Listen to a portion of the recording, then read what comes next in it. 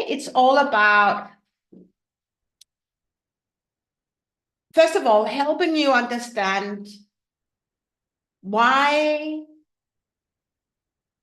I would say for me, it's why it's so important to be authentic at work and at home.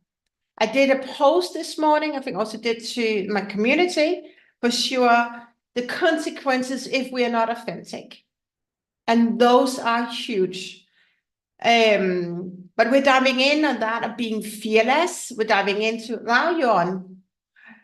We're diving into the science of being us. Then we are diving in on how can we actually align our actions with quantum leading? What do we actually need to shift in order to be fearless? And it's very much a conversation of where are you right now? What do you want to achieve next for you? Because you don't get what you want, you get who you are. So it's all about, and also in this session, be so brutally honest about yourself.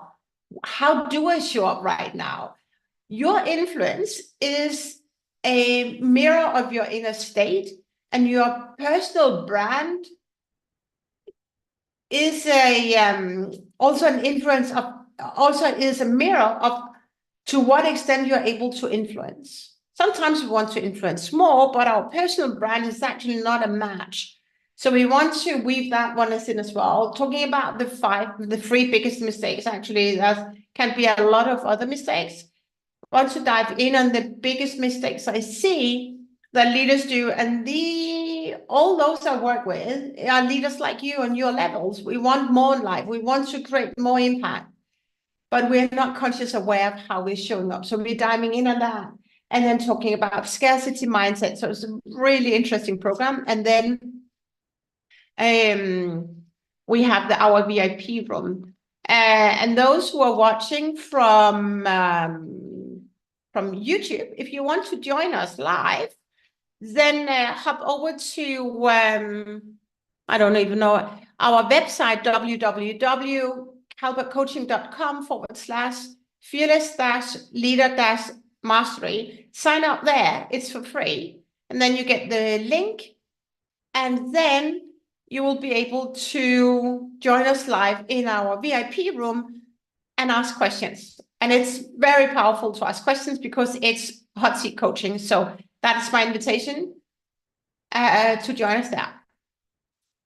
All right, little bit of backstory, and it weaves really well into what we're talking about, obviously, today, and how you can stand out. I've always been, like you, always been in leadership.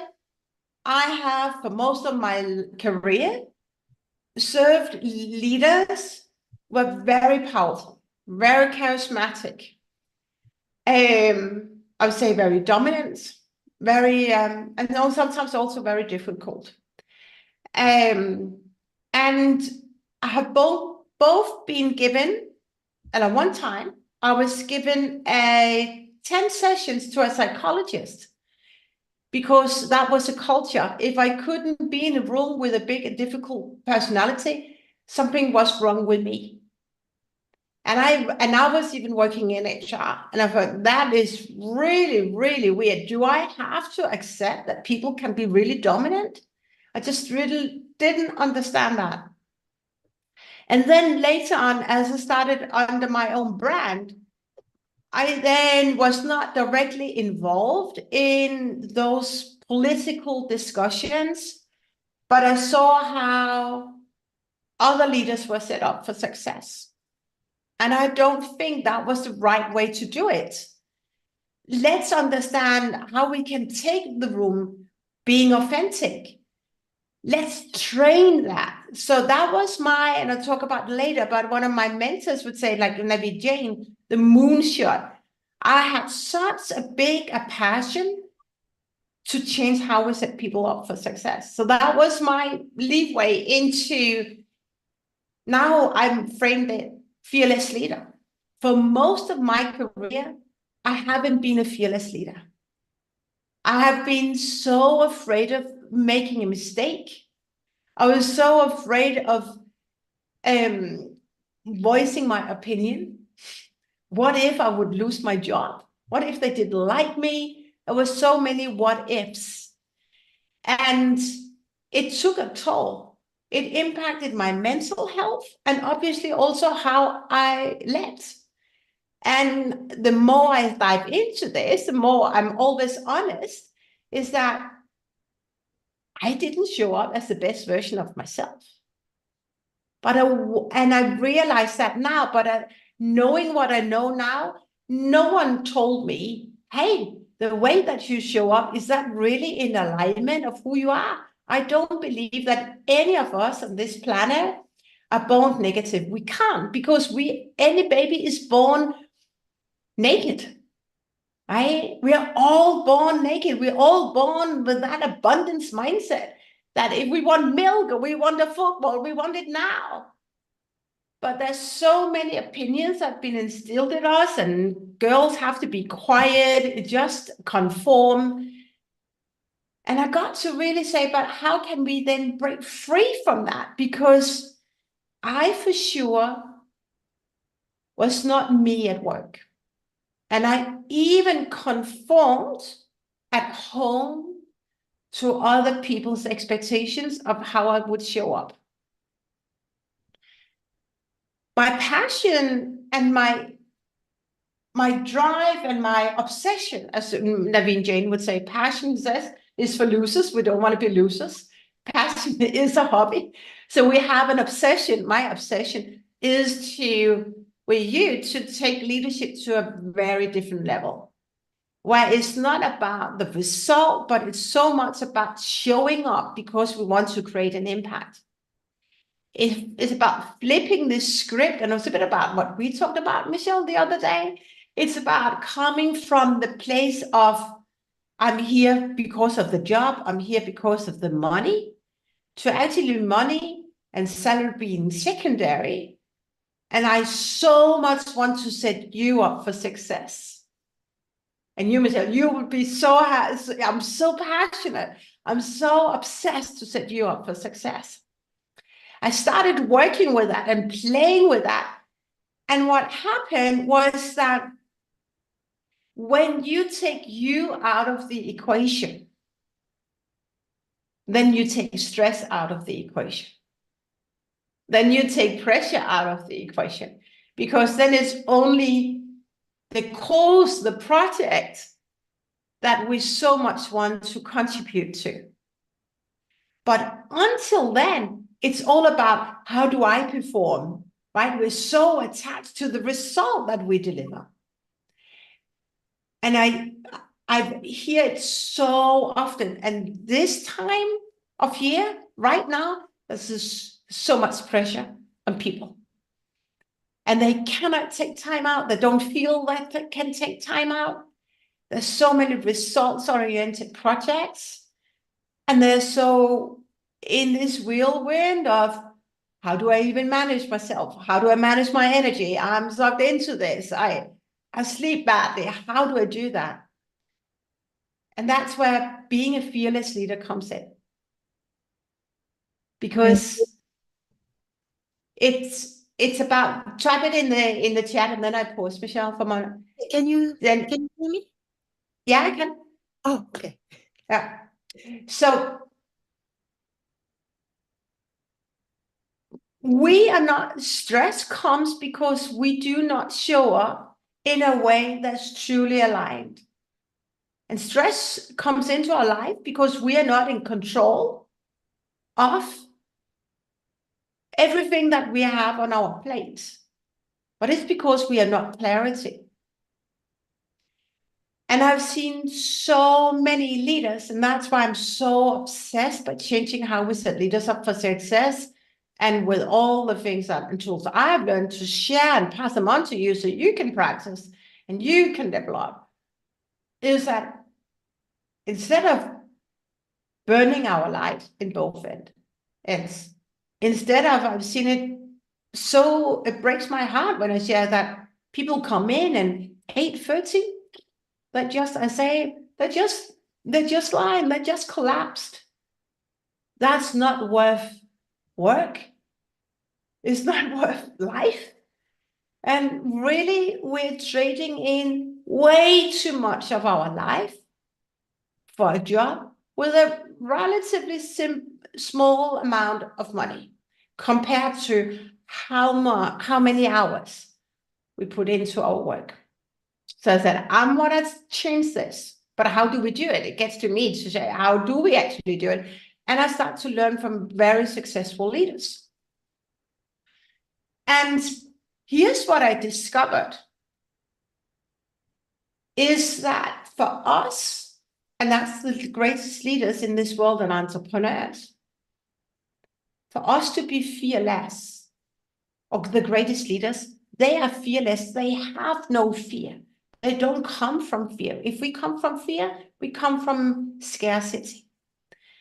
And they are so obsessed with solving the biggest problems, but they are not attached to the solution or the results.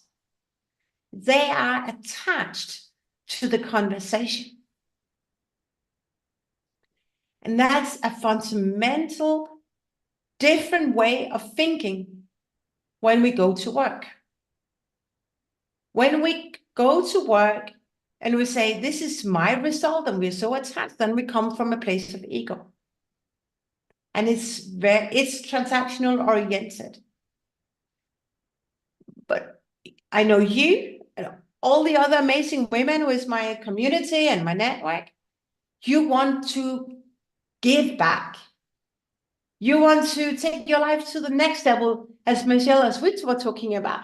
You have your wisdom and you know exactly what to do.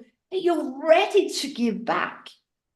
Which means that if we are ready to give back, we have to shift our mind from being attached to the result, what we're doing, to be very transactional oriented, to be truly transformational oriented. So that we ask questions. We don't come with answers. We come with answers when we are very transactional oriented. That's most of corporate. Instead, the greatest leaders, they come with questions. And I found that really interesting.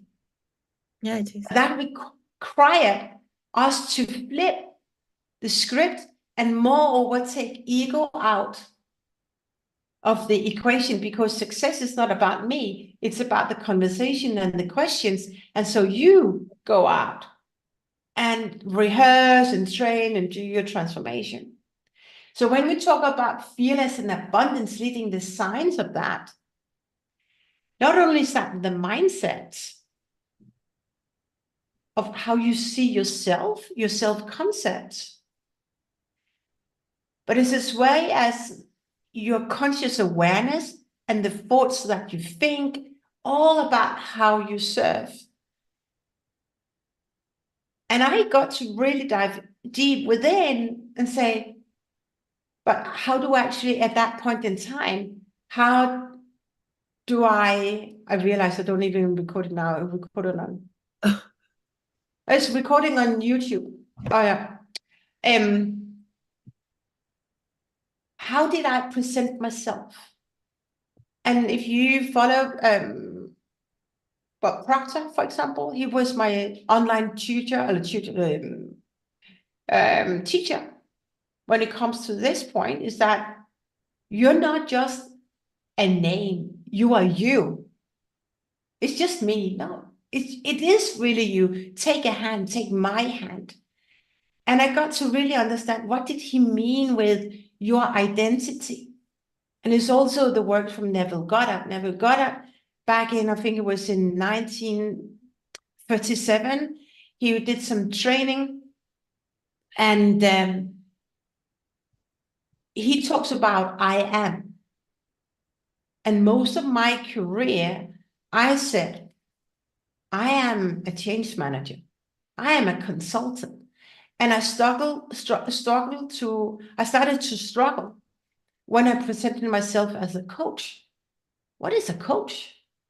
I couldn't connect with that. And suddenly I realized that the I am, our identity, is actually, for me, flipping even better. When you flip it to say, I help amazing women break through to the next level. Because if we, and that was really interesting, because that was the work of Neville Goddard and Bob Proctor, the I am and how you see yourself. Because how we see ourselves even either expands or contracts. Yeah. So when you are a fearless leader, it's not about I am VP of what, because what is that? You facilitate whatever that is to achieve greater results. That's a fearless and really abundance leader. It's nothing to do with you, but we're so attached in corporate to our titles. And that shifted so much for me. And here's what is shifted when we talk about fearless and abundance. First off, who am I? I am someone who is so obsessed with helping other people. And it required me to let go of all my limiting beliefs about myself. I'm not good enough. I fear being rejected. Why would people listen? I've really had to let go of those limiting beliefs. Nobody wants to work with me. There's no job for me. This is really hard. All these stories that we tell ourselves, because that is reflections of our inner world, and it's a reflection of our personal brand, and it's our reflection of our influence. An experience. It is experience, but we can shift it, right? Because if what we tell ourselves, we get more of. So I started to say, what is the experience? I love that word. What is the experience I want to, what is the experience I want to experience? And what is it that I want to experience? I want to experience being in a room with brainstorming and diving in. I'm not coming in as a box change manager or whatever. That's not me, but who am I? I want to allow myself to be so free and ask questions because I'm genuinely curious. And that I also want to dive in on today together. Where are you blocking yourself? Where are you blocking yourself? When in whatever situation, so you come from scarcity rather than from abundance, allowing yourself to be abundant. When we come from scarcity, we come from a place where everything is permanent. It's just this. Nothing can change. It is just permanent. And we're not really interested in helping others.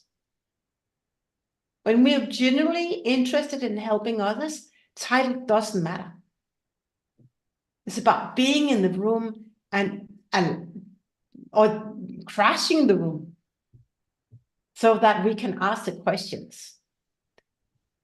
And as coming from scarcity is also that I have to work really hard in order to be successful. Money doesn't flow easily to me. It's so closed or fixed-minded perspective. And I've been there most of my life. So it's not that I said I've been there for years, but I learned from very successful people.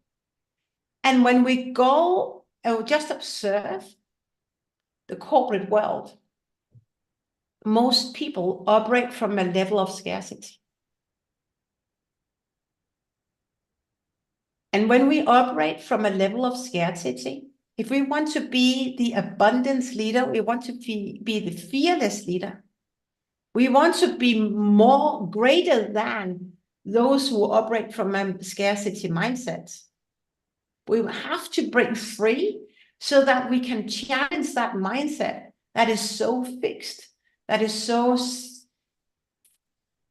fearful of the future. Because it's an experience, it's been what we've been taught at home, the belief systems. But a belief system is so true to you. But unless it is the universal truth, it's a belief, and it's experience that has become a belief and has then segmented that is the truth. But very few things are universal truths. And that's why I'm so hooked and obsessed with talking about and helping you understand the concept of being fearless. It's about being in the room and being so observant of people. Are they coming from a level of abundance or fixed minded, where their past experience, and I love that, Michelle, suddenly become the truth? What's possible and what is not possible. And unless we're so aware of that thought patterns of thinking, that becomes our ceiling. We cannot break through. And the consequences is that we know we want more, we can do more, but we don't have the tools yet to break through. So rather than going out and create more, that energy goes within. And it's an energy that just drains us down, and we are so frustrated, but we keep hitting that ceiling. Right? We keep hitting. But now with this understanding that their fixed mindset is a belief, is an experience, it's come a belief, is a truth, but it's not the universal truth. It's simply a reflection of their inner world and their personal reality. So for us, for you to be that fearless leader, it's about being so aware of the people you talk to, so that you can with challenge that fixed-minded perspective and no longer hide, no longer not speak powers to truth or love, no longer dim your light. Okay, we can do that. That's also okay. I hear that so often now, where we say it's okay, but it's not okay. It's either okay or it's not okay. And if it's okay, you don't feel comfortable with it. How true is that? Yeah. You compromise. So that's where we're diving in on today, and I'm adding a lot to this, and also want to pause for conversations and questions, but understanding that, and here's where consciousness comes in. I have a lot of notes here on my desk. Here I have one. The I am is a conception of yourself, and it is an expression of your internal being. Which means that when we're in a room with big personalities, I am the boss. Yeah, but that's a very limited perspective, or we give away power to a title. And I hear that so many times, that when we're in a room with titles that are higher than us, or bigger titles, we suddenly make ourselves, and it is so wrong, but that is by history. But we have the opportunity to reverse leadership. We have the opportunity to redefine what leadership really is to be in that room, feeling as we are peers, and ask a question coming from a level of curiosity. Curiosity is to do it with fear, not without fear. Being on integrity, coming because we want to solve a common solution, or not a solution, we want to find a solution or solve a problem. It's not because I am right, because then it would come from ego. And when we understand that the only person who can give you the permission to be fearless is you, then you no longer have to wait to be asked. And what do you want to say, Michelle? Or do you have something to add, Camilla? Yeah. Or Ross? Speaking Oftentimes, sorry. speaking of eye level, same eye level. Yeah. And that's the point. But we so often, we wait to be given the permission to join the conversation. I don't. That's good. But many women do.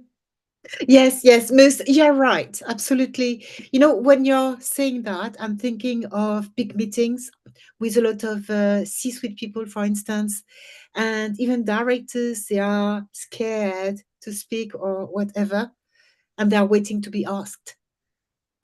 Yes, most of the people act this way. Yeah. You're absolutely right. And what happens, I love that awareness, and thanks for sharing, Michelle. Here's what happens is that causes stress. Yeah. It causes dissatisfaction, unhappiness, sadness. It impacts performance. And we then go outside work. We take that frustration to home. It impacts how we show up, how we engage with our family, our friends. And we end up delivering and living a mediocre lifestyle and life rather than actually giving ourselves the permission to live full out. Yeah. But most people, and that's why we're so into redefining or disrupting leadership. We are all born with the amazing gift to speak power to truth we love. We're all born to just lead and be ourselves. If someone says you cannot do that, be really curious. Who are you to say, I cannot do that? Why is it that we give so much control to other people on how I can show up and what I can share and what I can't share? Yeah. And right. And I had a conversation recently with a client, and the conversation when I cannot do that because I'm not expected to share that. And it was really creating some frustration. But if you sit with critical information, now's your time to give yourself the permission, even though you're not invited into the conversation, because some people will never invite in those people. Do you know a bit about energy? We're going to talk about later. Do you know about energy, Michelle? Yeah. Yeah, level 1 to 7. Yeah, I do. Yeah. So people who operate from scarcity, who are dominant, they want to be dominant because they want to be in control. Exactly. It's a lack of confidence as well, because you have someone, you have a dominant person and someone who is more in retreat, and every time two people are together, you automatically have this kind of settings, someone who is dominant and someone who is less ready to put himself forward. Yeah, I love that. It's a lack of control, lack of trust in one's own abilities. But when people come from not trusting themselves, they show up as being really dominant, very controlling. And unless we understand that personality, that can be more harmful for a company and a team because it will never lead to a fruitful collaboration. Yeah. And that person is also only me. But until we understand that, until we have those tools, so actually what is going on when I'm in a room with a big personality? How do I react? Do I react? Do I withdraw? Do I get angry? Do I get aggressive? Because then I'm on par with that person. I'm just reacting, but I don't get anything. Or just do I see that person as who that person really is? And if we don't give our power away to that person, right? Then we're good. Absolutely. I agree. Yeah. When are you, because we all level of conscious awareness and being fearful and fearless, but what are the times, Michelle, when you may feel less confident or fearless than you actually wanted to be?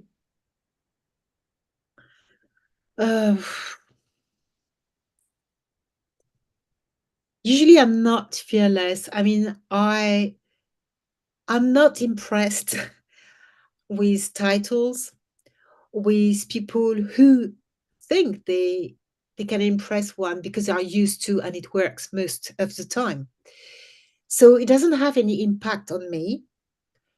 Nonetheless, there are times where I am more in a more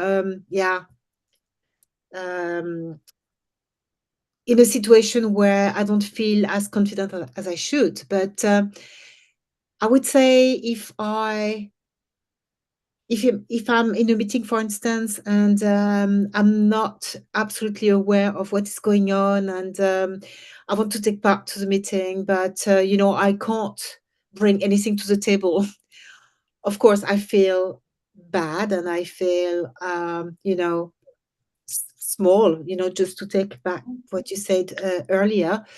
But I don't have this kind of feeling of being less than someone else because one has more experience than I do, for instance. Mm-hmm. This is not the kind of feeling I have. But there are situations, of course, where I'm not confident at all, and I think that's the case for everybody, actually. Yeah. But that's the good thing, is that we can work on that, right? Absolutely, yeah. Yeah. And also when we close for the VIP room, we close that, then I can have even more conversations on that. But that's a being, just wanna, when you can't bring anything to the table, then you would come from lack. Yeah. What is, yeah. Yeah. How did you feel when you shared that? Um, I'm not a control freak, okay? I'm not someone who wants to control everything. Um, I like to be well-versed in what I'm doing, and for instance, in talent acquisition, in HR, I read a lot, and I want to participate and take part to discussion and things like that. But if there's something which is absolutely new to me, and I can't bring anything to the table, that's what I was saying just before. This is a feeling of lack, of emptiness, of not belonging to a group, because either I can say I was not prepared to join a group discussing such topics or certain topics, or I don't have any clue of something. So, and then it's a feeling, of being less than other people in the room, or if you understand what I mean. I do. How would you love to feel? Yeah, at the same level as everybody. And so that's a way why, it's again a question of ego. Because normally I could say, for instance, okay, I'm here, I don't know anything about what is being mentioned, but I can learn a lot from it. But my thinking is, oh, I'm so, I don't know anything, so I shouldn't be here, I shouldn't be there. And that's wrong, I think. Yeah. I love that. You just connected the dots yourself. That's how I love that. Now the next step is to be so aware when you are in it that you don't stand in your own way for your own success. So that you flip the script. And the next thing is, how can we actually go in? What is a quantum leading? What is that next version of us? That next level of leadership, where you are even more fearless, right? It's about being so aware so that how could you, I know your situation right now, but still, when next time that's a thought, and a thought is an impulse. Yeah. Camilla, I have an example to illustrate what I was talking about, if you want. I joined a company and in a very important leadership role. And I had to develop a strategy, a talent acquisition strategy for the whole business, not only in the UK, but worldwide. So before starting Just make it, it short because we do have a program. So I oh, think okay, I yeah. would actually rather be curious about next time that thought comes up, what can you tell yourself? Or how can you stop yourself in your tracks? Yeah, that's a good question. I think again, I don't have to go back to my ego all the time and think, okay, I don't know anything and I'm not worth it or whatever. Just, okay, Michelle, you can't know everything. Just be there and try to do your best. I mean, it's yeah, I understand your point when you say that this lack, this scarcity, the fact of feeling not at the same level as everybody. And I think this is something I'm absolutely aware I have to work on, for instance, and I'm doing that as well. But hang on, so we're going into the next, because your awareness is so amazing, because that's the first step in order to level up, pick a new identity. Sorry? Accept it. Accept the Yeah, fact. first off is accept it, but the first aware of it, and then because aware and then accept it. We have to. That sometimes, and that acceptance can take a long time. So do I really show up like that? But then when we accept it, then we can work on it and say, okay, what is a better version of me when I'm in that room? So hang on to that transformation of yours, because there might be some insights that I'm going to share. And as I want to close this science of fearless and abundance, thoughts carry frequency, and a thought is an impulse. So I came from a lot of scarcity, a lot of the deeper I go within myself, the deeper relationship I build with myself. But there are still some times, why do I react? But sometimes it's these stupid impulses, like you feel less than, but that's rubbish. It really is rubbish. So, and there's a thought carry frequency. It's about being so aware of the thoughts that we think, and we stop ourselves in our tracks. So if we tell ourselves something about oneself or someone else, we get to stop that lower frequency of that thought. Does that make sense? Absolutely. Yeah. Yeah. And the more we work on it, it does take time, because we have 60,000 to 18,000 thoughts a day. So we have a lot of different default patterns. But that's how I started to level up. And I'm still leveling up. I'm still do I say that? And then it's so interesting. Who is that voice? Is it my mom? Is it my dad? Who is talking right now? And you will discover that sometimes it's not you who are talking.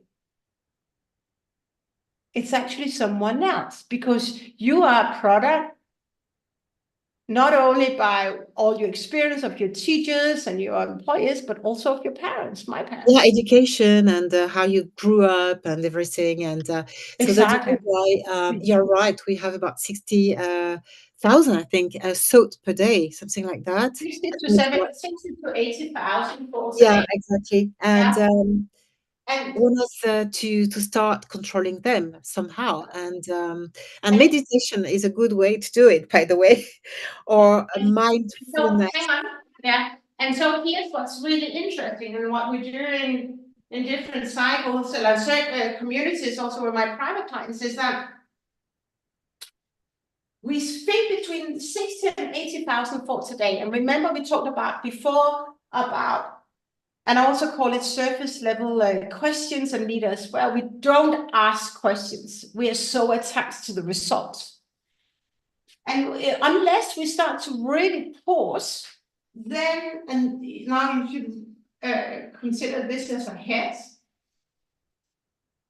we are only 5% of what you do every day, only that you are aware of.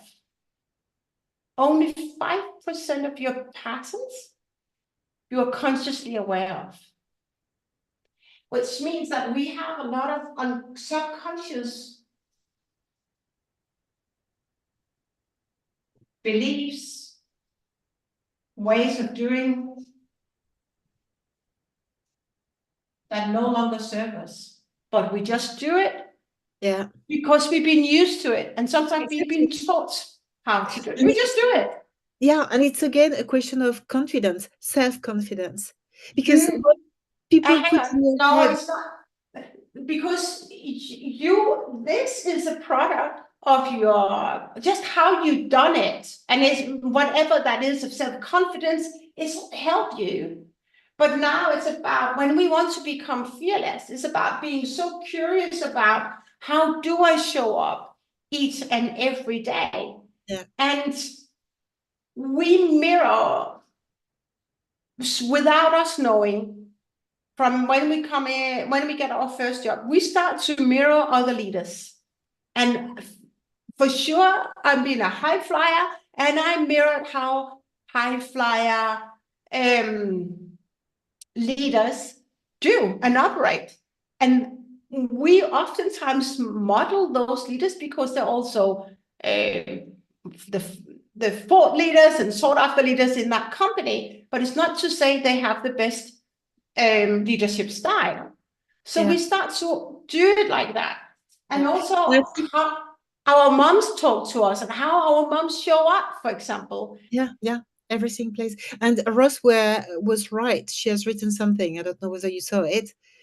She said, we can deprogram and reprogram. And I agree fully to that. But this is here, right? That Yeah, is where the exactly. 95% is the subconscious, and we can, but when we want to be fearless and be so aware on our next level, and we're going into our quantum leading, now it's about really take an honest stance at how you show up today. How do you show up today? And how do you want to show up? What is your current leadership style? And what is your desired leadership style? Do you love yourself each and every day? That's a question I ask myself. I want to be and show up as that woman I admire each and every day, not just 10 minutes every day. I want to do it all the time. All day. And there's very few people who show up with integrity all day long. It's an amazing commitment to oneself, and also honesty. Do I really show up as that version of me, as I really want to show up? And that's why that quantum leading and fearlessness comes in. Because if we do not take that stand, if we are not so honest with ourselves, and say, when we look ourselves in the mirror, say, do I really show up? And if we say, yes, I do show up, then I'll be curious about there's always growth. And then say, what do we have? What do I want to shift? And then I go into the next level, which is really, really interesting. That is very successful leaders, entrepreneurs. They solve big problems. The rest, they solve small problems. And when we are just attached to the result and we don't pause, when we're not curious, we don't solve the big problems. We think we solve big problems, but we don't solve big problems. And that's called, when we solve big problems, is also called moonshot thinking. What is for you, like I've chosen to be so obsessed with redesigning leadership because I think the way that we do leadership is wrong. I think we can be more loving as leaders, but it comes from oneself on how we show up. There may be something in talent acquisition like that.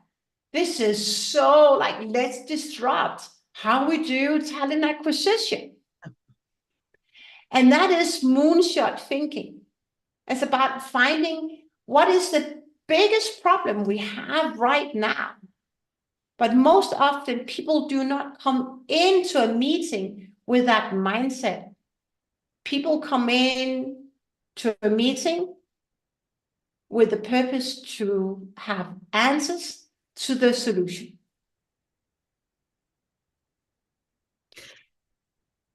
Yeah. That's right. That's right. You know, most of the people have a passive attitude. So they are expecting things to come from others, that the thinking is done by other people. Yeah, and it's all levels. It's that passive attitude is all levels, but it's also sometimes the higher the rank. Some people say rank equal influence, but it does not, it no longer is so. Rank does not equal influence.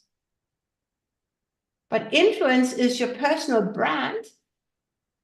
And then take that moonshot thinking and ask those deep questions. But you're so right. People, and that's why it gets so wrong and stuck in companies, is that they are passively waiting for something to happen. Yeah. And the people who do the whole thinking are also those 5%, I would say. Because I didn't get the last. People are also all thinking what's the that? people who really do thinking are the 5% you draw, and 95 of the people don't, I would say, from my experience. I mean, For me, most people are only 5% aware. This goes for most people. My mentor, and I really, when you really get into it and level up your conscious awareness, it's about being so conscious aware of how you show up. If you are 100 conscious aware of how you show up each and every day and are in alignment with who you want, then you don't have, then you are presented, I don't know what Dr. Joe would say, but most people, they have that style. yeah. This comes only when you invest in yourself, when you grow. And that's why also most people get stuck, is that I have 20 years of experience. Yes, you may have, but you have the same mind. Yeah, yeah. So you haven't learned more, you have that cap. So unless you really shift perspective and you can say that I have become a better version of myself, you would forever keep 5 versus 95. Yeah, exactly. And you know, I know plenty of people, but I could count on one hand the people who are like that, you know, belonging to this 5%. I think that most people unless you have invested in yourself and worked with coaches for years, most people are on this formula. Has nothing to do. It's like even SVPs. It has nothing to do with titles. It's how conscious aware you are coming from a scarcity or an abundance mindset. If we come from fully abundance, you would be in a different club. Absolutely, yeah. Right?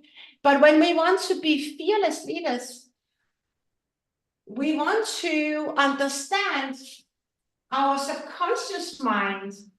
We want to be so curious about, now AI is coming in, when we are not showing up as the best version of ourselves. When do we, just cut it off, when do we allow ourselves to feel less than?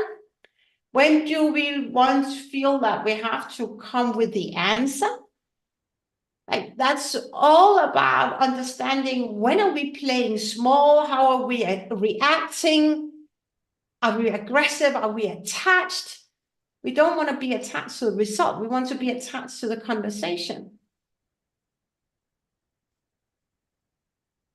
Most people are only 5% conscious aware. Yeah. And that's also what you mentioned about being passive. Most people are then also passive and blaming CXO for why they haven't done it.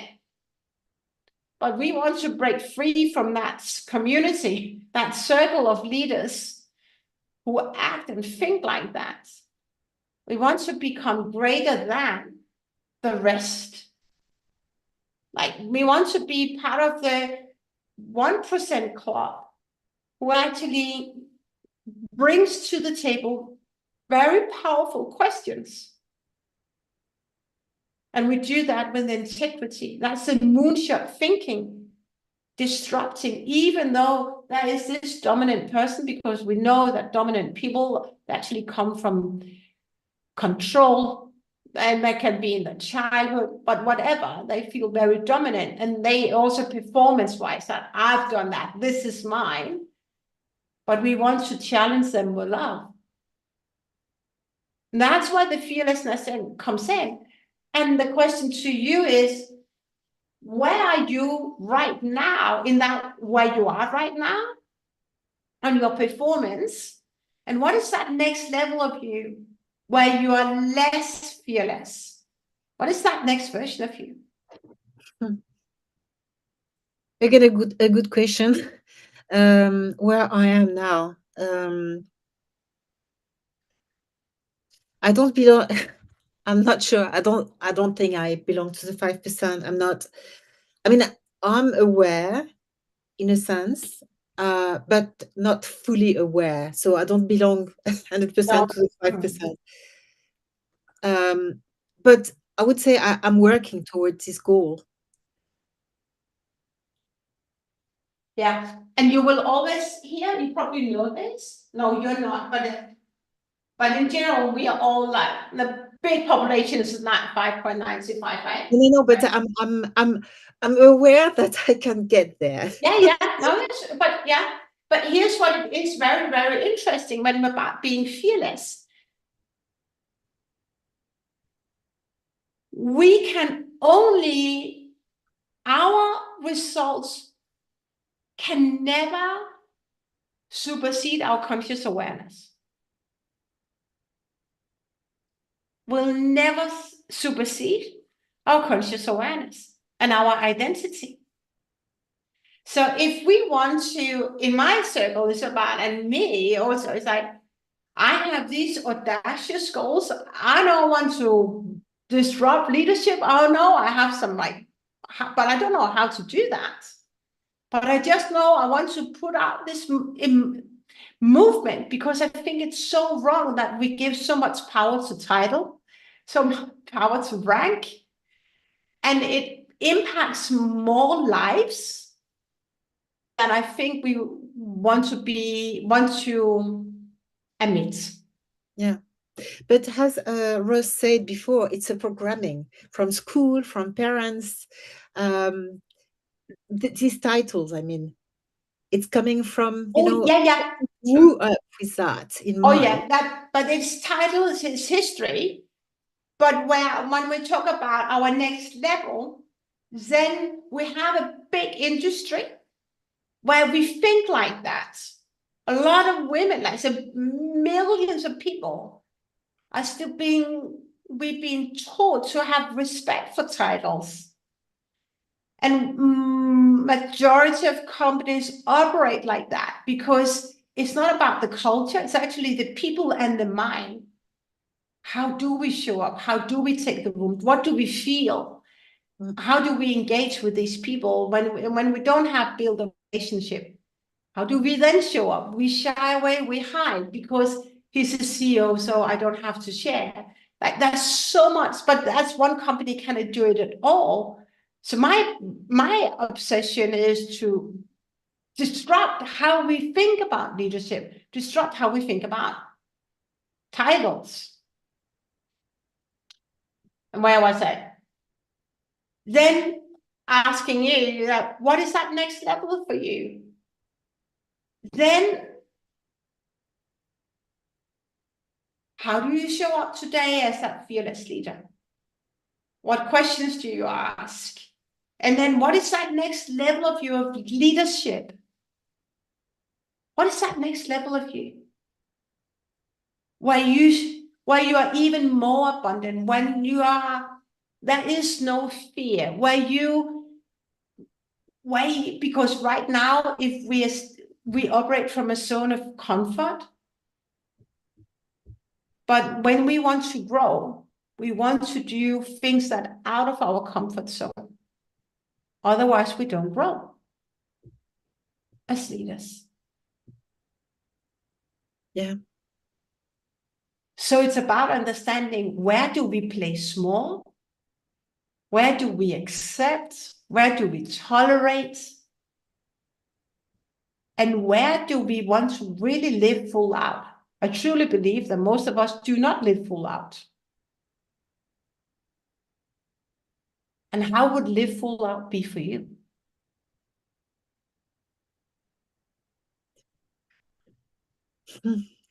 Yeah, difficult to say. I mean,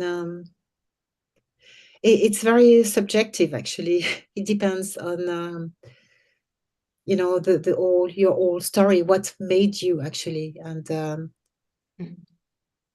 Say more. Tell me more. I mean, it's different for each person, because according to what you experienced in the past, in your professional life and before, and in your family, as you said before as well, then it impacts a lot your personality, the way you show up, the way you put yourself forward, the confidence you have in yourself, and the awareness that you have as well. So it's to reach the next step, it's a lot of work. I mean, it's I think that there's plenty of work to do on that, because you have some patterns that they are so part of yourself, those patterns, but it's not that easy to get rid of them. So mindfulness and awareness are, to be aware and mindful of everything you're doing. You refer to those 60 to 80,000 thoughts we have per day. So I would start by that, and see the difference between what you think yourself and what other people thought of you, maybe. But let me just pause you there, because I think that's an easier way to do that. I think it's about, you're so right, there's a lot of programming and what we've been taught, but it's about being so honest with how we lead.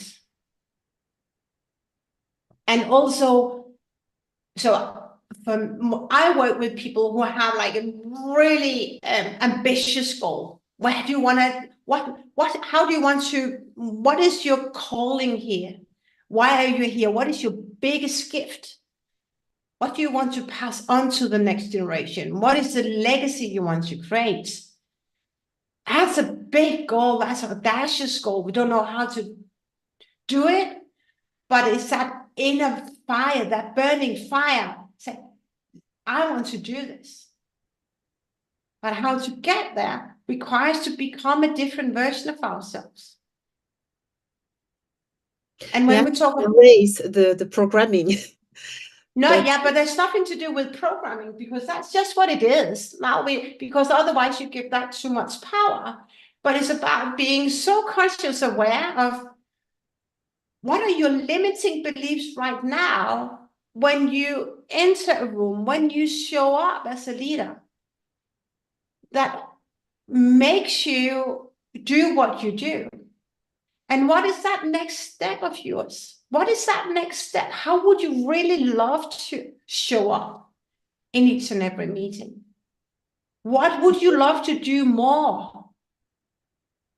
That's that being that fearless. So what meetings do you not really engage in, or what meetings or situations do you hold back or hide? But really, that next level of you is that I would love to just show up, as who I am. That's I'm curious about you. What if you show up as your fullest version of yourself? Yeah, of course, be myself and genuine, authentic. What does that include? Be myself. I love that. Because people at work wear a mask.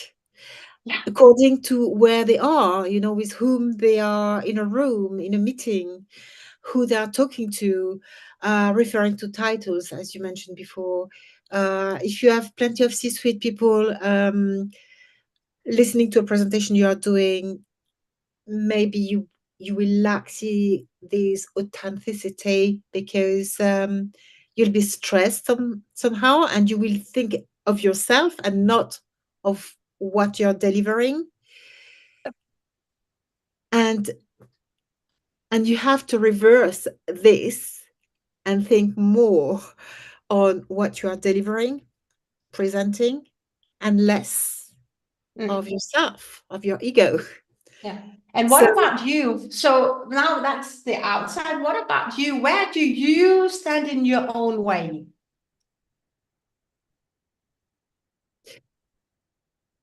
Yeah, that's what I said, and not being myself. So appearing as someone else, given a specific situation, and actually this would be in my way, because I should be the same in every situation, depending on independently on who I'm speaking to, and this is something I'm absolutely aware of, but you do it automatically. You don't even think of it yeah, exactly.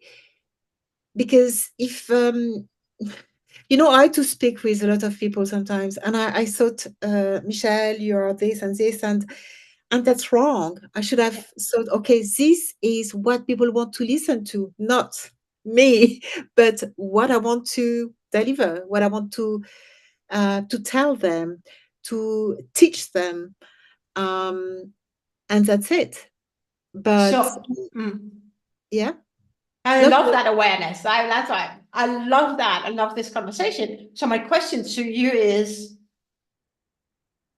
what is standing in your way so that you play less?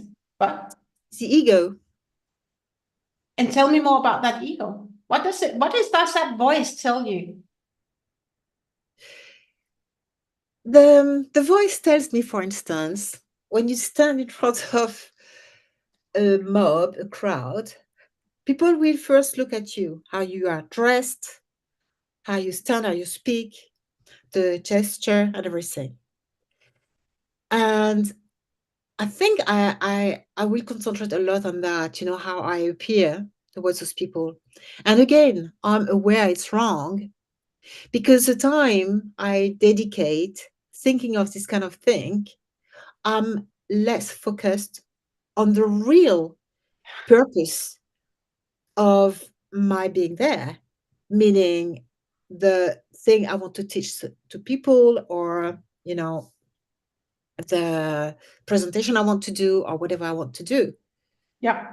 So that's the way why to to make an abstraction of oneself at some point, less I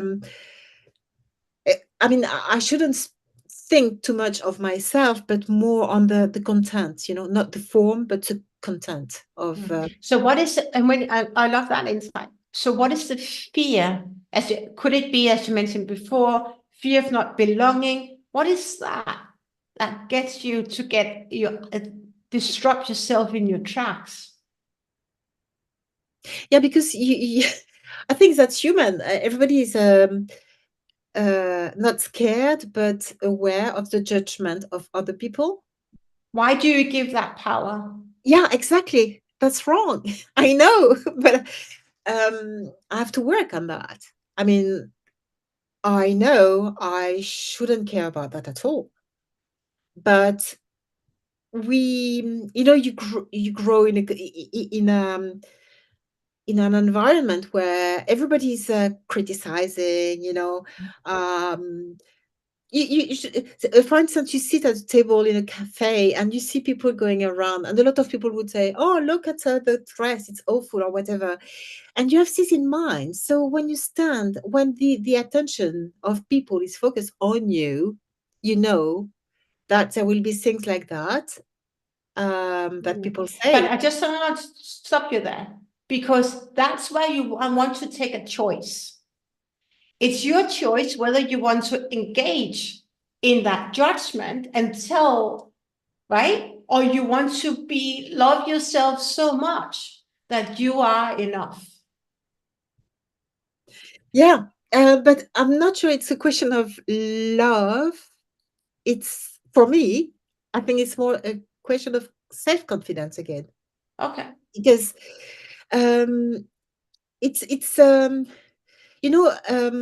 question of being distracted by futile things, because it's futile. You know what other people think. Nobody's Hang perfect. on, but then we're going a bit out. But the thing is that when we want to become that next level of ourselves, we want to be want to be so curious about what is that self-confidence, lack of self-confidence. Why do I allow myself to give away power to others rather than loving and telling myself? Because I may be wrong, but I am enough. I am just as good as I am. And my message is so important. But you allow your mind to focus on something else. And that's what I'm working on in my groups. And that's my up level, is that I don't want to conform. I don't want my mind to be hijacked because I don't control my thoughts. I want to be so in alignment of my thoughts so that I can control my thoughts, so that thoughts work for me and not against me. And so right now, as you're building that story, it's just making that story that is not working for you, or it's not good for you. But what if you could flip the script and flip that story and allow yourself just to be good enough so that you can focus on delivering what you are there for? Yeah, no, I agree. I know that, but that's the One thing is theory knowing, but that another thing is doing. yeah, but you have the theory and the practice. Yeah. And in theory, I know that, and I agree fully. In practice, it looks different. Yeah. But that's what you want to work on. You can, it's a choice, right? Yes, it's a choice, but It's a choice. you get used to everything. So it's an exercise, and you have to work on yourself to get there, and to be absolutely um not permeable at all when someone says something or look a different way, or sometimes you are in a meeting again and you are talking, you think it's very interesting what you are saying, and some people are reading their emails or whatever, and you And think what do you do? yeah, and you think, oh my God, I'm not interesting enough. That's Yeah. what everybody would think. So if you have the confidence, and that's the way why I say, for me, it's a question of confidence, of self confidence. Because if you do have confidence in yourself, and you prepared your presentation, you prepared everything you have to say, and if they are not interested, that's their problem, not yours. That's how I should think. Do you Yeah. understand what I mean? Yeah, but I think we're going off a track where don't want to be right now. But I think at the end, I love it so much. But it really comes down to, in that situation, what do? You ask people to stop. No, because it mustn't come from people, it must come from me. Yeah, So as a meeting, as a host. uh no So I no think we're now, okay. but let's just roll back, because in all this, it's about giving you some tools. So if you want to level up, be more confident in your leadership, it's about assessing, how do I react? How do I show up in all the different situations? And how do my best version of me, how does she show up? If you allow yourself, other people, to just do their emails, then that could be a next step, saying, hey, be that fearless. In my room, there are these and these roles. But most often we just accept that people sit with their computers and they're not even present. So in that fearlessness, it's about doing that self-assessment. How do you show up as a leader today? And if you want to be that trusted advisor, what is that? Why are you bending? Why are you not showing up as that I do, advisor? I do, I do. I mean, if the attitude of someone disturbs me in a room when I'm talking, for instance, and I would say it in a very polite manner, but I would say, are you listening to what I say or whatever? Mm. I would do something. Okay. I But wouldn't. why are you playing small? I'm not playing small. I don't want No, more. but where are you? Where, Oh, because yeah. we are all playing small. I'm Yeah. curious about what is it? Why is it Uh, not working for you? yeah. It's in a situation where a very dominant person, and again, it's not referring to the title, but if I'm talking to a CEO, for instance, I do work with CEOs a lot, and if I'm talking to a CEO, I have an idea, he doesn't accept my idea because he thinks that his idea is better than mine because he's a CEO. I might play small because, according to the person, if this is someone who is looking for, for just to assess his statue, his power, then I I think I will play small there because I think it doesn't bring me anything, to have any confrontation with. How would you love to show up? I would love to say, okay, look, this is my idea and this is yours. And so you don't accept mine, but you should at least listen to it. You know, a way to impose myself and say Yeah. what I think, and and and that the other person shows respect for my ideas, my strategy. This is what I would like to. But in reality, it's very difficult to act this way according to the person you have in front of you. Mm. And that's also what, for example, we are working on in Trusted Advisor. But it's not difficult, but it's you giving the power to the difficultiness, that being difficult, so that you feel less than. Yeah, automatically. Yeah. Yeah, because that's one of your defaults. Many of us feel default because as CEO, we feel less than. But actually, what if we just stood in our power because you have a wealth of wisdom? Yeah, and a different experience. But when you are in front of someone who says, "Oh, I'm a CEO, I know better," What what do would you you want do to then? Then I thought I will think to myself, okay, if you think so, that's fine. What do you want me to do? Yeah, but how would you love to show up? As you mentioned before, Yeah, I would tell him. I would say, okay, if this is what you think. would you do that as his trusted advisor? I did it once. Yeah, I did it once. I was so mad because I knew he was wrong, and I knew it was something I knew absolutely. And I yeah. said, okay, if this is what you think, that's fine with me. And that's what I did. But most people, most of us, we do that. It's because it's so ingrained in us with those with big power.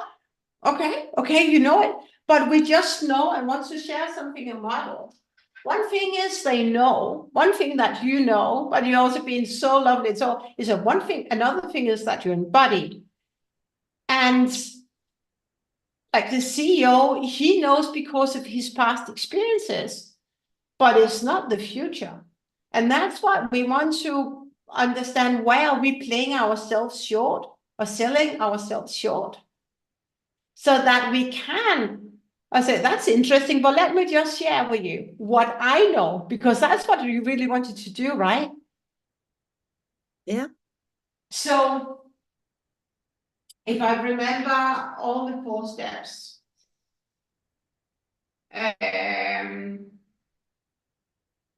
here is it's called the 4 levels of consciousness. Can I remember them all? This is let me do it back. I know I can do it. I can do it. It's a new project. You want to probably, if you want to do a new project, I say, okay, I do it, and you have absolutely, you have the unconscious consciousness. You don't know how complex it is. Then you know. Then you have the conscious unconsciousness, and that's the know and understanding, and then in the mastering. I know, I understand. Unconscious. Here, unconscious. Here you understand that you don't have the insights, right? Then you have the conscious consciousness, conscious consciousness, conscious consciousness.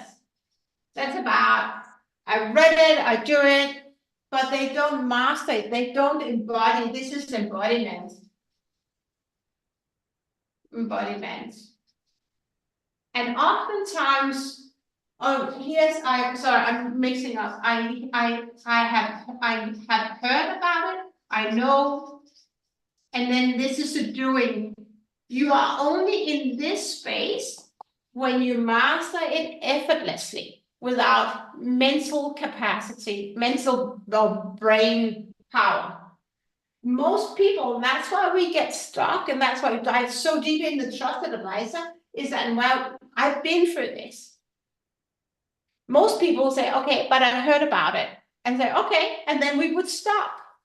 But one thing is that we hear about it, another thing is embodying. That for the CEO, he knows about it, but does he embody it? Yeah, that's the question. Right? That's why we want to go in and then challenge. All right, you heard about it, but let me know, because you have embodied it. You have the wisdom. Yeah. To challenge him with a love. And that's where this this space is really, really interesting when you talk about leaders and how they show up. I heard about it. Just don't say it anymore. And then if we're not strong enough, we would play small. Yeah. So it's really, really interesting, these 4 levels of consciousness, because they are not conscious, they do not embody what they know. Yeah. Yeah, absolutely. Yeah. Yeah. So, and a lovely assignment for you is to say, okay, how do I show up as this amazing leader?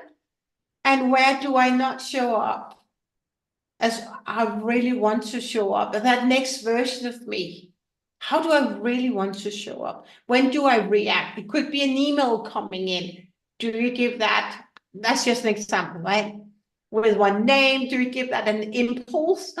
What's that? Or can you feel like a bit aggressive or sad, whatever? Like, how do you really want to show up? Or do we show up, have that inner balance of peace and abundance? So whatever is going out in the outer world will not impact how we feel. That is the abundance. And the more we come from that peacefulness, that I'm just as good and I am enough, and I can ask that question without entertaining a fearful thought, then we are so relaxed in each and every meeting, and then you will be so much more present and listen to maybe what he knows and what he heard, and ask questions that nobody else would ask. Yeah. Yeah, it's all a question of consciousness and unconsciousness. Yeah, it is. It is. And And a hang on. reality bound to it. Yeah, bound to it. So I say So again.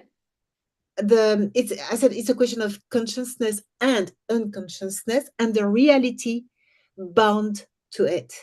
Yeah. What do you mean by that? Because there is you could be in an unconsciousness of unreality. You could be in an unconsciousness of reality, and you could. Do you understand what I mean? No. And you could be in a consciousness of reality. When you say reality, because reality, what is that? Because reality is just a reality for you. It's not for me. Reality is what is real. But real is only in relationship to your personality. Yeah, Your personality equals your personal reality. yeah. So the Yes, more conscious that's what I we mean by that. become, sorry? That's what I mean by that. Okay, yeah. So the more conscious we become about our thoughts, what do we think, then Yeah, we also shift our reality. And that's where it becomes really powerful. exactly. Yeah, that's what I meant. Yeah. Okay, yeah, exactly. So I want to go into, there was really nice runway into the 3 biggest mistakes I see, and that hold people, lead us back from taking their game to the next level. And that is, oftentimes people long for external validation. I would say all the time. Yeah. Which is why they are very result oriented. At this level, I teach a lot, and I still use it also every day when I operate. These 4 levels of mastery and leadership. And the lowest level is I call it transactional oriented. And this has nothing to do with titles. This is transactional, it's so focused on the projects. The next is, and this is how. And I hear many people ask about the how, but they don't know the why and the what. And that's why another big challenge in corporations, they just have a very thin brief, and then they just do the how, but they will never get what they really, really want. Then it's about the wants and when.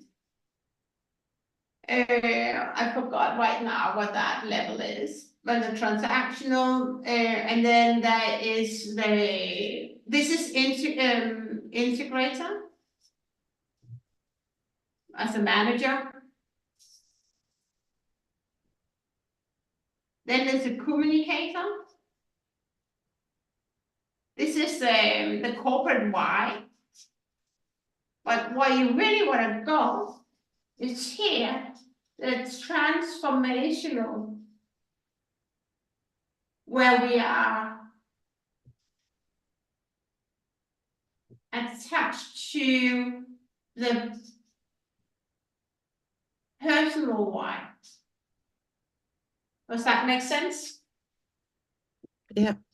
And I learned this from one of my mentors, and we use this. I use this a lot in my different teachings, because no matter the title, we've been trained in school, in business, to deliver results,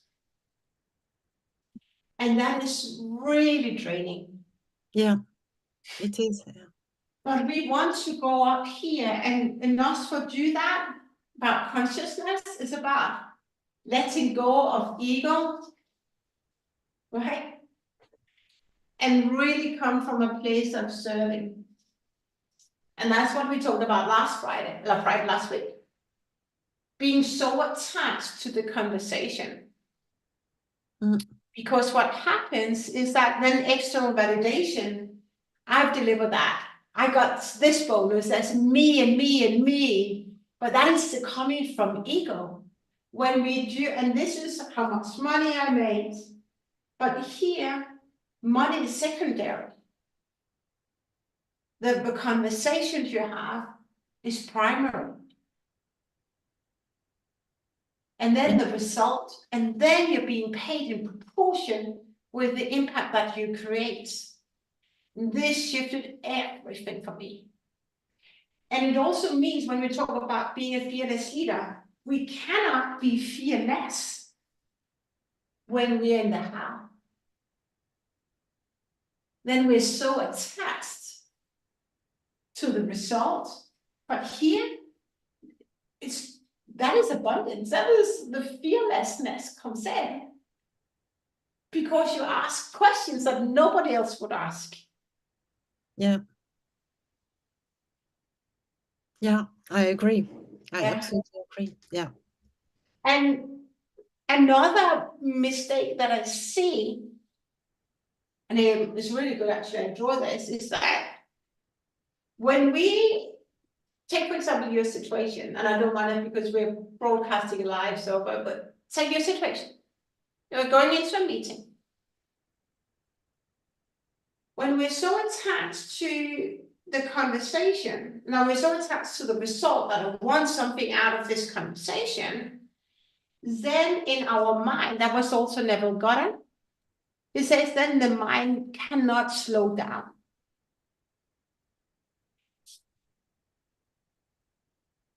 But what we want to understand, and that's another big mistake that I see leaders do, and I've been there myself, that here, when we are here and so focused on how do we do that, how do we do that, we ask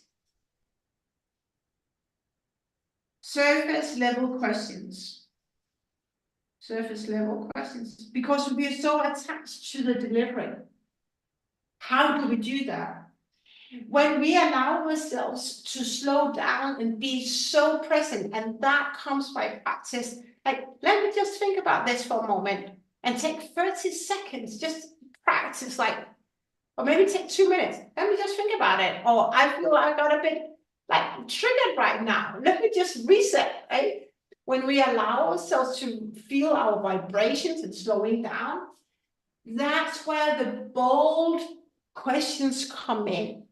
That's where the big questions come in. And that's where I call the moonshot leaders. It is only here you will be able to ask so bold questions so that you get your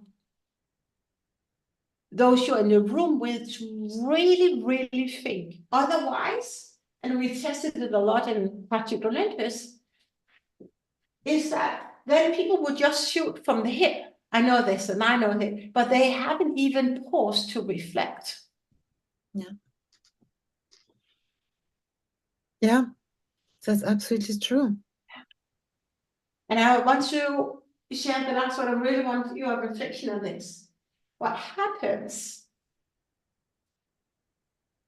And this is really interesting.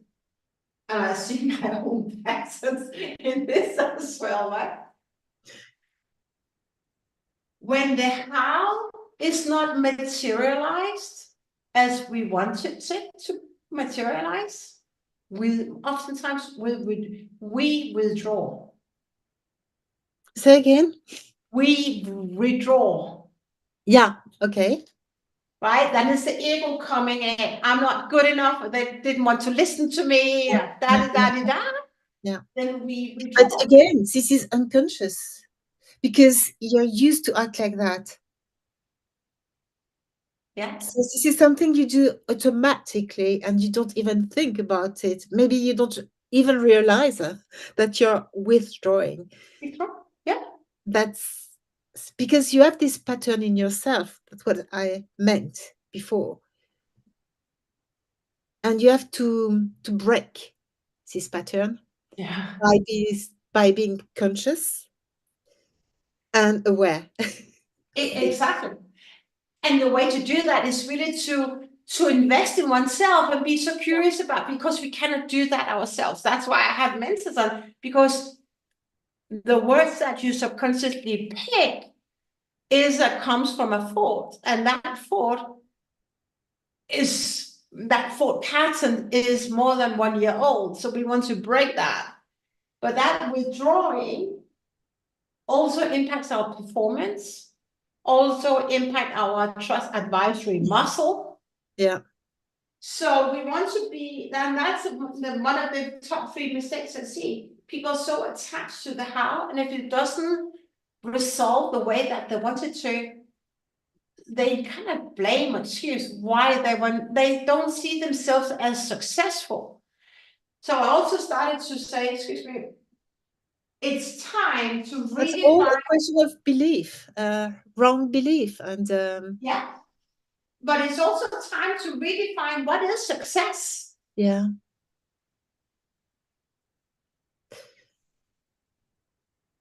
Yeah. For me, success is to reach one's goal.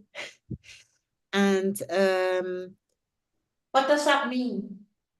it's very generalistic what I'm saying now, but reach one's goal is when you set something in your mind. Doesn't matter where you are, in which situation, you want to reach something, and you don't let anything comes in between, so that you can go to your goal, to your aim, and then that's success for me. But it might be subjective. I don't know what success for you is, for instance, but this is how I would define success for myself. I define success, after I've done a lot of this differently, is that for me, so I learned also that a goal is a goal to come from and not a come to, because then we're journeying to that goal and what next. So that's why in my circles, we wonder, what is a goal 3 years from now, like 10 years from Yeah, but now? you keep setting goals. I mean, Yeah, you keep setting other goals, stuff. yeah. But my goal is not so much a tick in the box as the what is the goal, is the delivery. My goal is the serving. And Yeah, but here's, you don't get straight to it. I mean, there are but steps. that's why you can fall into the trap of focusing so much of being transactional. And what happens when you so focus on the goal, you forget the process. And that's why I see many people struggle. They are so transactional oriented that they do not pause. They do not take time to understand the different stakeholders, understand really what is at stake in the cues, and you just end up with a solution. What you want to do, if you want to take your leadership to the next level, if you want to achieve greater results, you want to be so understand the transformational as a moonshot about it's not speed. What matters is that you are so attached to the each and every conversation and being so aware and present, because then your how and the goal will exceed multiple times. Yeah. Yeah. Naveen Jain, one of my mentors, says that the human mind, I've done it in a couple of notes just before, because he's been a kind of a thought breaker or disruptor for me. But he says that the human mind cannot think exponentially. The human mind thinks 2x. That's a 2. And he said that's why most corporations and companies fail. They focus on the how. We want to have the easiest problems to solve are the biggest and the most difficult problems. Yeah. But most people don't solve the biggest problems, we solve the smallest problems. And you will solve the smallest problems if you do not pause and take time to really be present in each and every conversation. Then you will just be focused on your deliverables and delivering. That is not it's okay. There's no wrong and right. But what I help my clients with and what I get help to expand is to be transformational. That's why have you been introduced to 2x versus 10x mindset? No. No.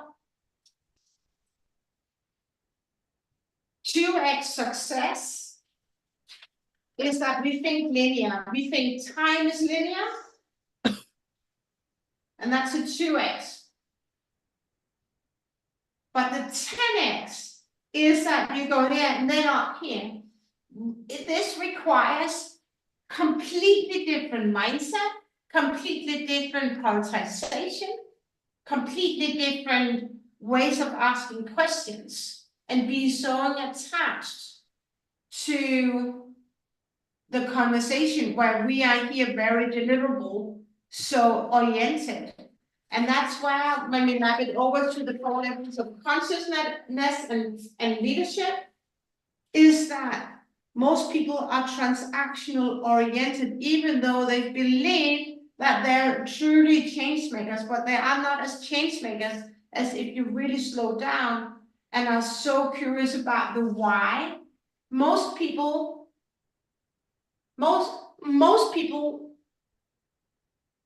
and you are not one of them. Most people struggle to articulate what they want. Very few people can articulate what they need. As a trusted advisor, you want to facilitate that conversation. Imagine this is your bridge and here's you. Yeah, but sorry to interrupt you, but what is a big difference actually? What they need and what they want, because it leads to the same point. I mean, no. I mean, if you want to land, a great job and you need it to feel good, for instance, for me, it doesn't make a big difference. It's just the semantic. Yeah, but it's not. Difference. It's not. Because if you just start with the want, and most people stop with that one question, what do you want? You will never get what they really need. This requires the questioning technique. And what else? What do you really, really need? Go in and slow down and have a conversation with about 5 to 7. What will that give you? What's that? Why is that important to you? And then you will get to what they really, really need. And here's what's really interesting for entrepreneurs. When they do not do this and curious interest, what do they really, really need? And you just stop here at that very level one. Clients, customers will never be happy, satisfied, because people have oftentimes not identified what they need. I need this to solve this. So it's not just the semantics. It's the brain. Yeah. Can you see that? Yeah. No, I see. Yeah. So Do. your role as a trusted advisor is to never stop at the surface level. What do you need? I just need this. They haven't even thought about it. Because what do I need? What is my big problem here? You want to understand the pains and the needs. What is your pain point? What is your biggest challenge right now? I'm curious about that. That's when I take people in and invite people into my community. What is your biggest leadership challenge right now? And the same goes as a trusted advisor. What is it, you CEO? What is it that you really, really need? What keeps you awake at night? And that's also why most projects go wrong. We never take time to work on the brief. Yeah. Yeah. So taking time to be so fearless and be so curious about what they really need, that is your game changer. Lot of work ahead. It's just different. Well, yeah. How is this landing?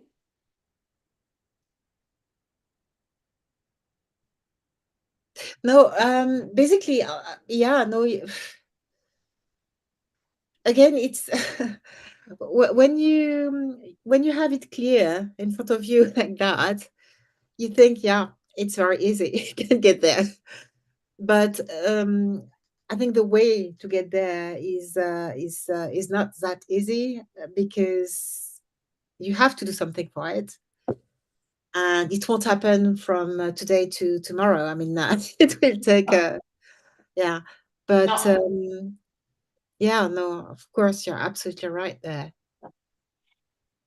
it's not. It may sound simple. It may sound easy, but it's not straightforward because it's about No, really stepping in to out of our comfort zone yeah, and really just allowing ourselves and testing what is it that you really need.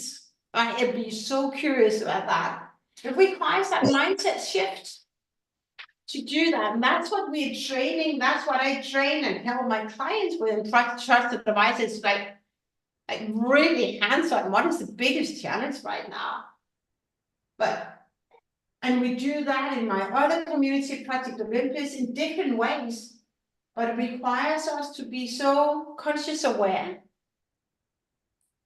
of how we show up, but it will shift your game. yeah.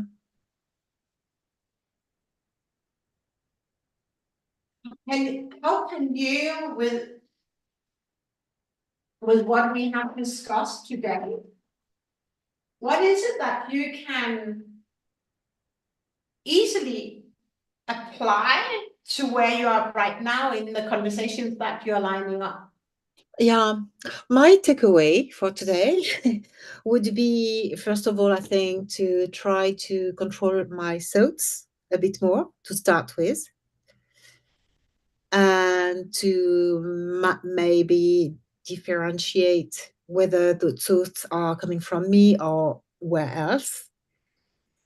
And I think it would be a good start because towards awareness, and toward my goal actually, to serving. But yeah, it starts with the thoughts, I think. I love that. It starts with thoughts on how you want to show up. And remember, starts also with your new personality. We worked on that actually in Trusted Advisor yesterday. Your old personality and your new personality. Yeah. So really understand, who is that next version of me who dare to ask these questions? What does she do and what does she not do? I have to do a reboot, a fully reboot. But you should come join our Trusted Advisor meeting. But here I also want to share just a download. Here's also in terms of 10x. Here, most people, and I start to address it more and more, they procrastinate the most important things. And they work late at night and are overwhelmed. These people are not overwhelmed because they prioritize the top 3 things that generate money. It's a very, very different way of seeing, which also means that we say no to most. Here we say yes to all. We don't want to run fit. Mm. We No, want to protect our energy. but there is better. Yeah, exactly. Yeah. This is so much better. Yeah. Yeah. So having a 10x mindset and applying that is so different, but it requires that we do the reps, that we learn to say no with grace, right? Or not now, rather than here, and I've been there. We just say yes to everything because of fear of not being accepted, or fear of like, I should do that, all these wrong expectations. Yeah. Fear is really a pain, actually, because it controls your life. It controls everything you're doing, and it manipulates you as well. I mean, fearless people can do anything they want, and there's nothing to stop them. But yeah, it's absolutely right. I Yeah. mean, yeah. I love that reflection that fear is the enemy. It just really as a Yeah, manipulator. enemy. Yeah, exactly. Yeah. Yeah. It And destroys one. Yeah. it's yeah, horrible. Is Stops you that? from doing something. Yeah. And yeah. And fear hold us back. My body's responding now from not living our life full out. Yeah. Mm. So the way to do is really to start to become so aware of the thoughts that we do and the what we do. Do we come from a fear of faith? Of no, so do we come from a place of faith or place of fear? Yeah. But you know, this is again not that easy, because I think fear is in every cell of your body. It's something that it's a reaction that you can't control. But you Unless, can learn. yeah, exactly. Unless you get aware of it, and then you learn how to control it and say no to it. Exactly. But that's the way why. Yeah. As I say, if I can do you can, I say that to my clients, you can too, but it requires help. Or you can speed it up and it takes like 3 years or 1 year, 3 months, but or it can take 10 years. Yeah. Right? And the question is, how Everybody. successful will you be? But we cannot entertain fear and faith at the same time, and fear is entangled with ego. Yeah. And it disrupts living our life full out. Yeah. It can't be more true. Yeah, absolutely. Yeah. Yeah. So And in every aspect of one's life, not only on the professional level, it's really everywhere. Yeah. that was even deep. Yeah, it No, is. that's great. Yeah, yeah.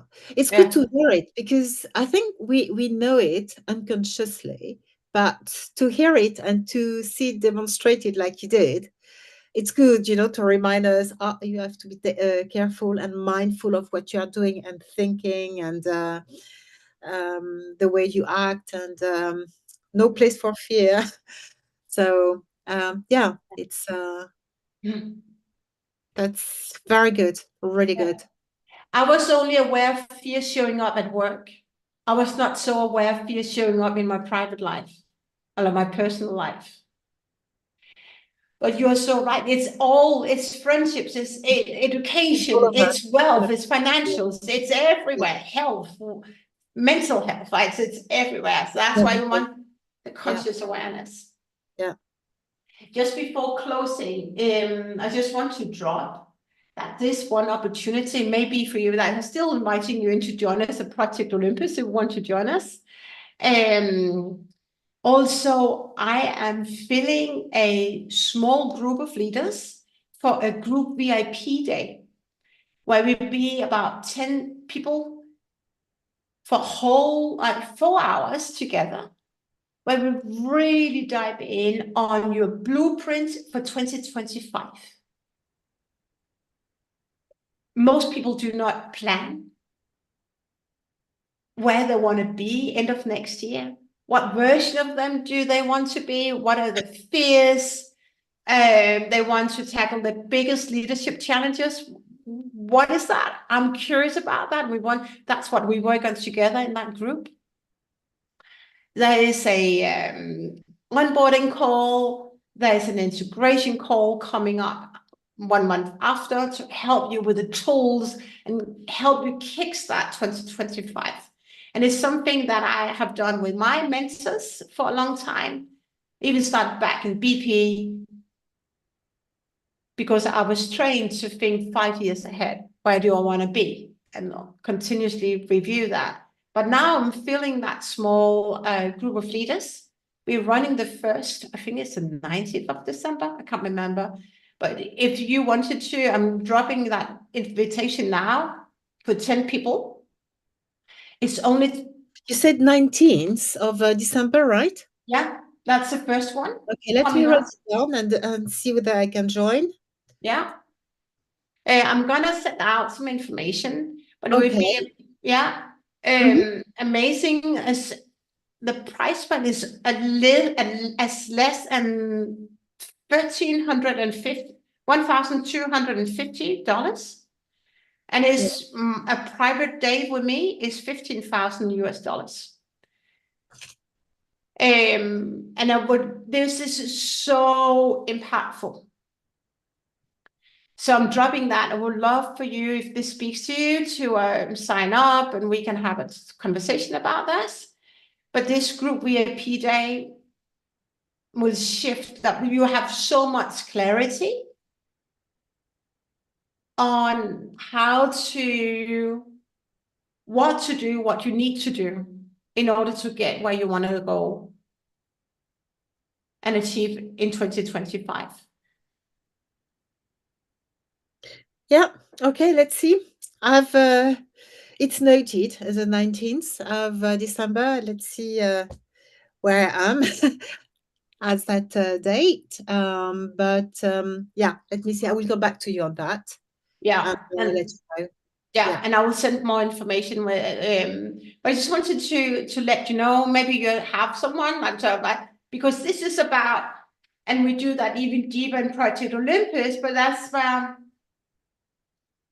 where do you want to, so coming from goal, as we talked about, imagine it's December 2025. How would you love your life to have evolved?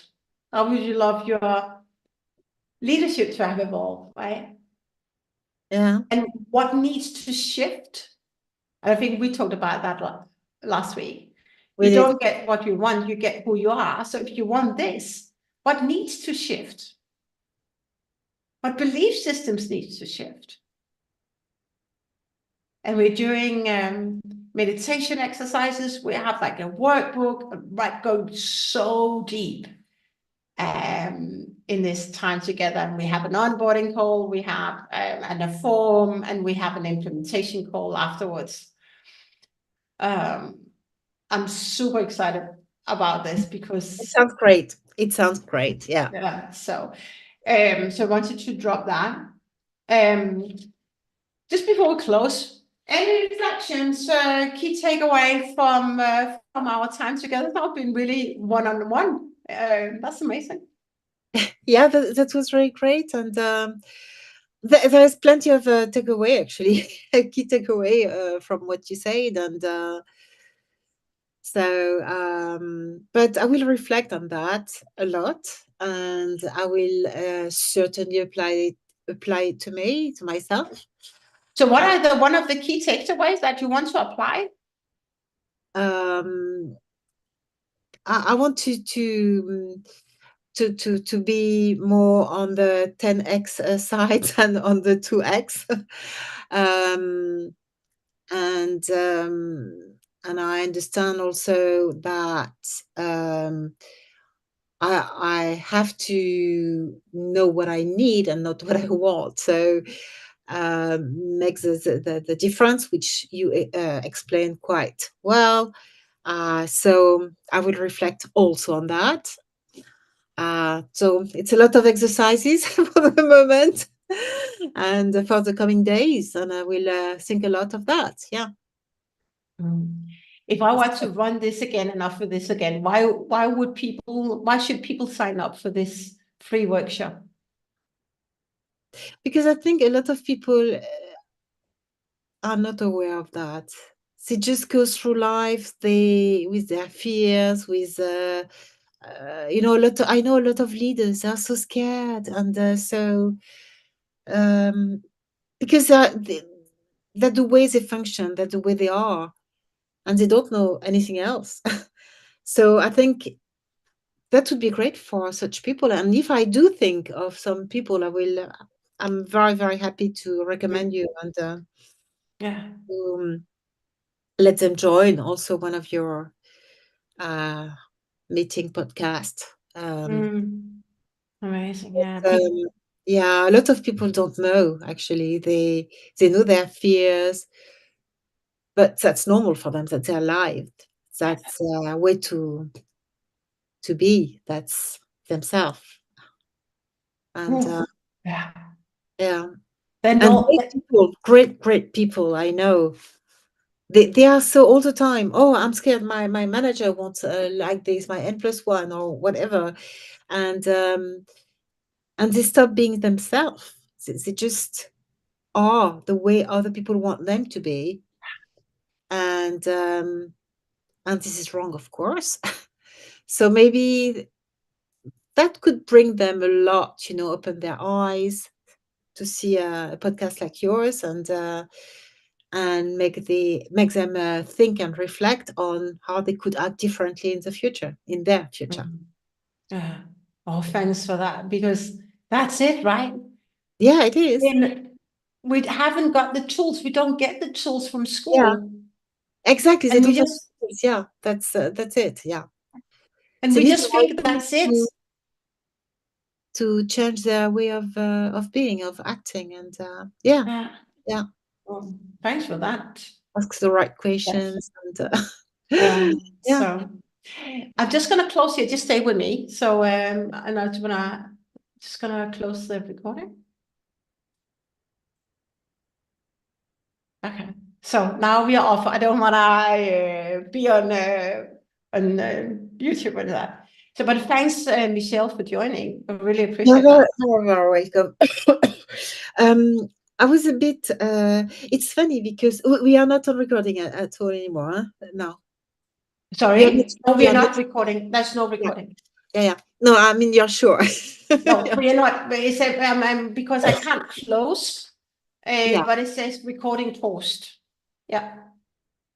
because So I can that's see meeting is now streaming live on YouTube.